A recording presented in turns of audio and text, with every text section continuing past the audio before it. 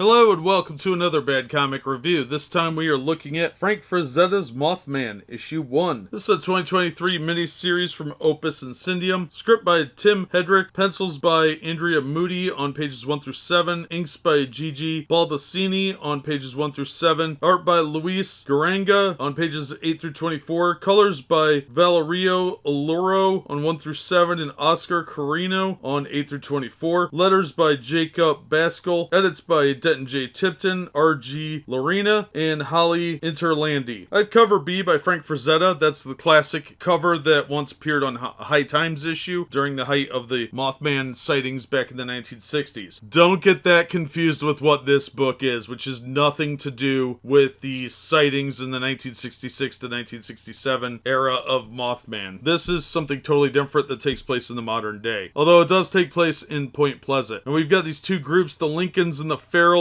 and apparently they're involved in illicit drug activity, including meth, and a spaceship crashes, and they each think the other person is involved, but they don't know that it's an alien spacecraft. They think that it's something totally different. So when the Farrells go there, they drop a grenade on it, thinking that it's the Lincolns setting up an illicit lab on their land. Well, that leads the Mothman to fly out and save a doggy. The dog seems to be the crux of a growing feud, though, because they think the Lincolns took the dog, and the people are lying about it. Meanwhile, we have this young lady who's dating one of the Lincolns, and she's apparently a fairly central character to this. We've also got a podcast guy who's going to check it out, and he kind of wanders into the middle of these two feuding groups. Meanwhile, Mothman talks to himself. Apparently, he's like a reckless teenager that stole a spaceship, and now he's got to figure out how to fix it before things go horribly, horribly wrong. He manages to get the cloaking device to work for a hot minute, but that, of course, goes completely sideways on him, and we're left with a cliffhanger ending that looks like the Mothman got sighted. Overall, it's okay. It could have been more interesting. I don't know why they had to go to the stereotype of small town drug dealers. Point Pleasant's an incredibly tiny town of about 5,000 people. I didn't find this real believable. Also, when they drew the town, it looks nothing like Point Pleasant at all. But aside from that, it's just kind of a generic, everybody in the countryside's a hillbilly that deals and makes drugs and runs around with shotguns. It's kind of a waste of the character of Mothman, which could have been a much more interesting story, but they kind of just had to force it into this bizarre drug dealer narrative. I don't really know where they're going with it, but it was okay. It just wasn't that great. And for the price, I would say get it out of a back issue bin. While the cover is awesome because it's Frank Frazetta, and the interior art's not bad, I didn't have a problem with that. It just really wasn't as spectacular as it really could have been. And the art styles mesh okay. Like, it's pretty obvious where the artists shift. I don't know why they switched artists, but I don't think it matters much. They're both good artists, so I didn't really have a problem with it. But again, the storyline is just not that spectacular. It's not that innovative or creative. It reads like a supernatural episode of Justified. So if that's something you're into, maybe you'll find something there, but for the cover price, I'm not willing to drop more money on it. If I get an issue cheap, then I'll read it, but not at cover price. Half off, yeah. Half off cover price, then I would read it. But I don't think I'm going to be real impressed with the story as it stands. So it's total discount bin material. If you grab it out of there, you'll be fine. You'll probably like it more. I'll probably like it more if I get it out of a dollar bin. So that's going to do it for this one. Thank you so much for listening and supporting the channel. If you enjoyed the video, please hit the like button and don't forget to subscribe so you don't miss future reviews. If you'd like to help the channel out in other ways, links are in the description to various support methods. And as always, we hope to see you on the next one.